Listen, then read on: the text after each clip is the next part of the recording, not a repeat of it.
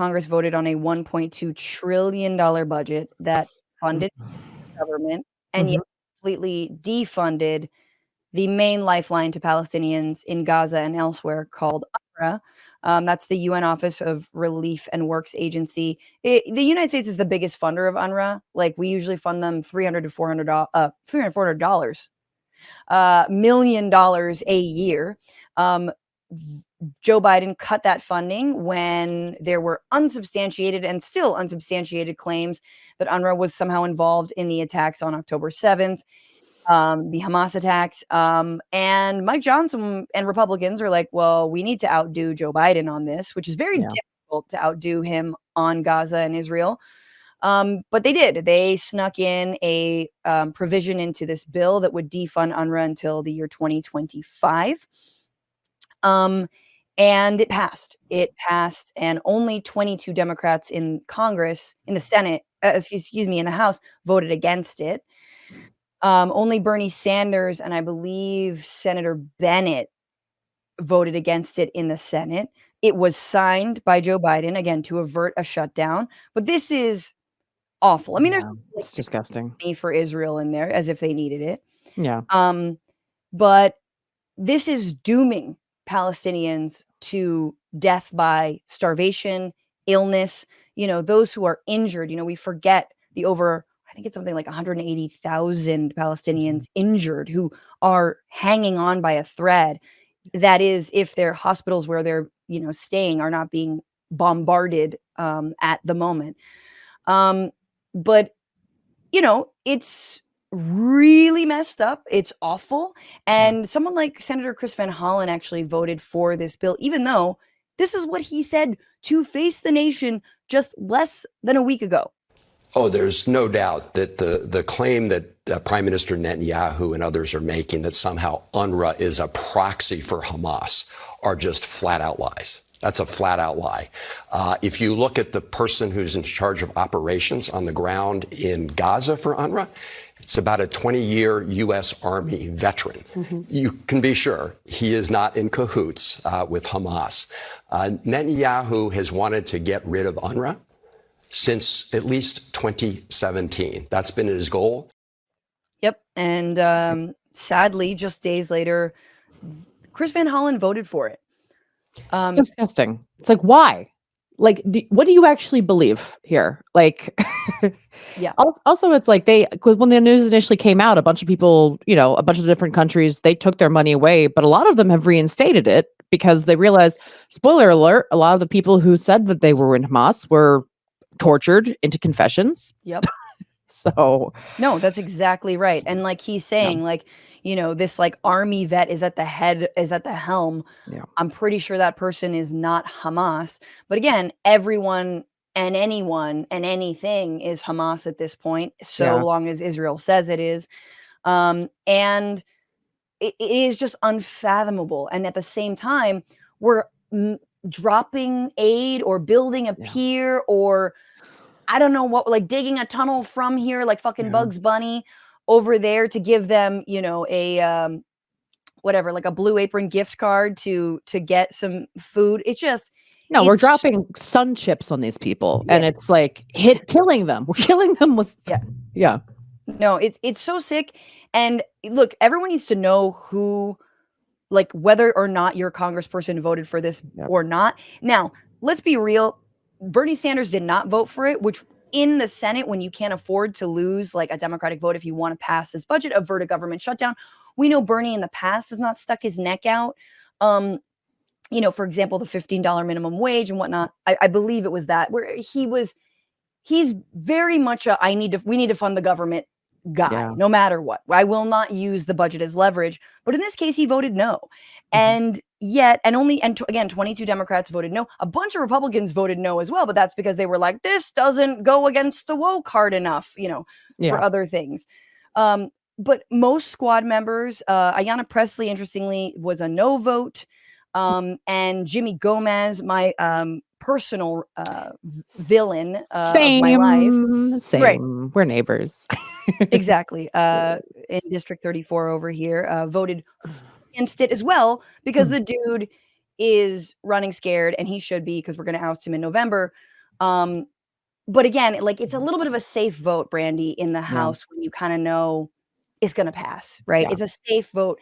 That being said, and I did want to play this because Alexandria Ocasio-Cortez, who also voted no on this budget bill that defunds UNRWA, had this to say on the House floor. She said something also on Friday when the vote came down, but this is what she said on Sunday about what's happening in the region. In this moment, 1.1 million innocents in Gaza are at famine's door. A famine that is being intentionally precipitated through the blocking of food and global humanitarian assistance by leaders in the Israeli government.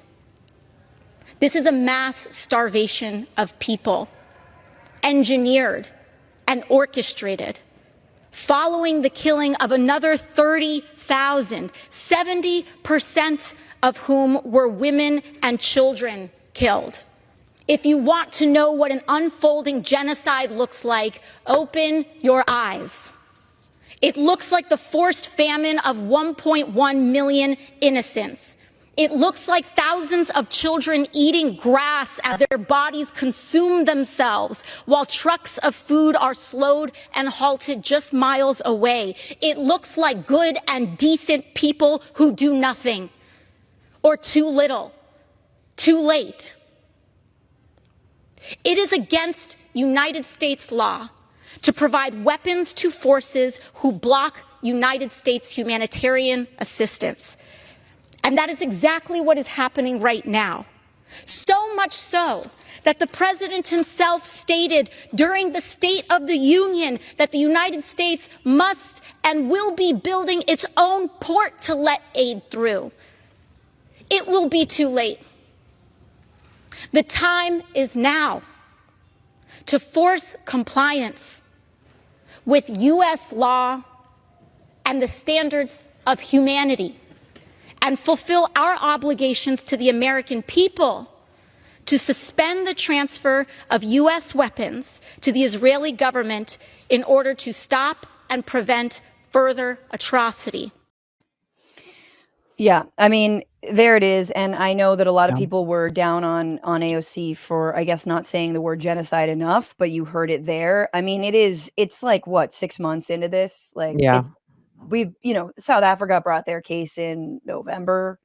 Like, it's been a genocide, but that was really powerful, well stated. Still, again, the vote went through, Biden signed it. And, I do think Donald James on YouTube is saying, give Bernie credit, voting no is just as good, if not better, than saying ceasefire. I don't disagree with that. Like, I do think I'm a little cool on Bernie for being so skittish about saying ceasefire and saying genocide. But Brandy, we've talked about on this show how, like, the ceasefire, and we'll talk about ceasefire, the ceasefire parameters have completely changed and been redefined by the Biden administration.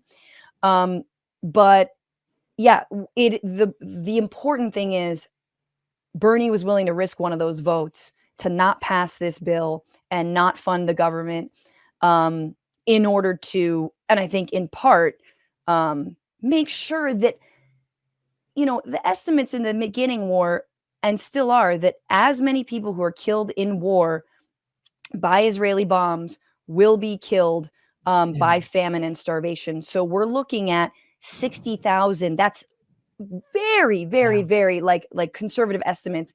Like, immediately that's like, 60, 70,000 dead, like, immediately. Without even a thought. Yeah. Without even a thought. That's twice as much.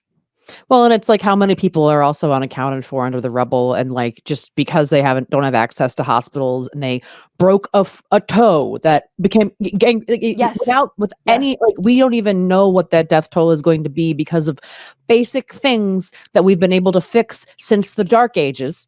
Right. Right. Destroyed. It is so hard every day to look at this and just scream in the faces of our elected officials to be like, how are you, I mean, I understand how, but it is just like, I don't understand how anyone is sleeping at night that is not putting everything behind this to try to stop what's happening, because it's like, it's happening there, it will happen everywhere else. This is the playbook. This is the playbook for what will come for everybody that is not at the top. Yeah, this is the playbook for genocide. Obviously, the ADL freaked out at AOC and is like, genocide, you have to have an intent for genocide. And it's like, yeah, because everyone who's ever done genocide is always like, genocide. And then they go ahead and do it. It's apparently, like cannonball. Well, it's like apparently you jump into a pool and you say you have to say cannonball before you do the cannonball. That's the way genocide works. Exactly. And like beachfront condos are the reason that they're committing genocide. So, oh yeah, and ethnic cleansing. I mean, I know. It's this. I mean, when Senator Van Hollen says that Netanyahu's wanted to defund UNRWA since 2017, that like we have to stop and think about why. Like, why would you want to take away?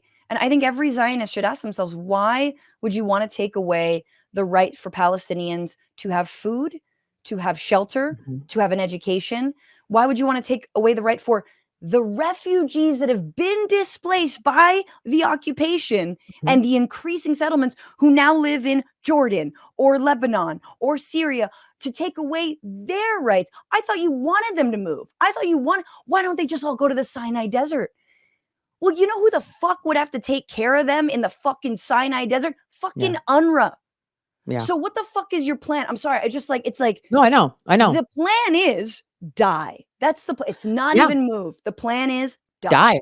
No, I mean, there are so many videos of these like Israeli officials now just saying Palestinians don't exist. Like they're just in their brain. They don't exist. They're not there. Yep. They just want them to be gone. And that is not move. It is die. They just want them all to die. And they, in their minds are like, whatever, we get rid of them. And then people will eventually stop.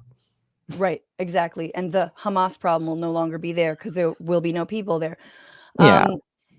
Of course, this week also a UN resolution finally passed. I think this was the fourth or fifth attempt. The United States had vetoed it every single turn. They did not support it, but they didn't block it. They abstained, which meant it passed.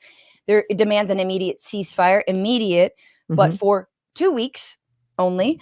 And it demands the release of hostages. But unlike the resolution that the United States brought last week, the stipulation isn't hostages must be released first and then ceasefire. It is immediate ceasefire. Israel, of course, even though they basically got their wish, thanks to Congress, they're pissed because my God, how could you not support me this one time? And so they obviously are like, we're not abiding by this ceasefire, as if nothing would have compelled them to do that anyway. But here's the foreign minister, this is a translation, but the state of Israel will not cease fire. We will destroy Hamas and continue to fight until the last of the hostages returns home. And they will return home in body bags, you moron. Netanyahu canceled a trip to the United States. That's such a shame. I wish he had come. Can we put him on a Boeing? Can we just put his whole cabinet on a Boeing? Could just please, come on, buddy, come on, please. Look, where we're going, you don't need doors. Oh God, no, it's, and that's I could go on. I've gone on. I've talked a lot about Netanyahu is actually a compromise. Like for those people who are like Netanyahu's like extremist. No. There's worse in the Knesset, far worse. And if you think that Netanyahu is just not an outgrowth of the very colonial project that is Zionism and Israel, you're sorely mistaken. That's not to say there isn't a left in Israel, and that's not to say that there aren't peace activists who are doing what they can. But even they know better than anyone. There are other options who are at all electable are not good. What's going on, Frantifa? If you haven't already, subscribe to this channel right now. Hit that button. And also, you can become a patron and support the show every single week. Get access to bonus episodes and exclusive merchandise. Patreon.com/Bitchuation Room. Do it.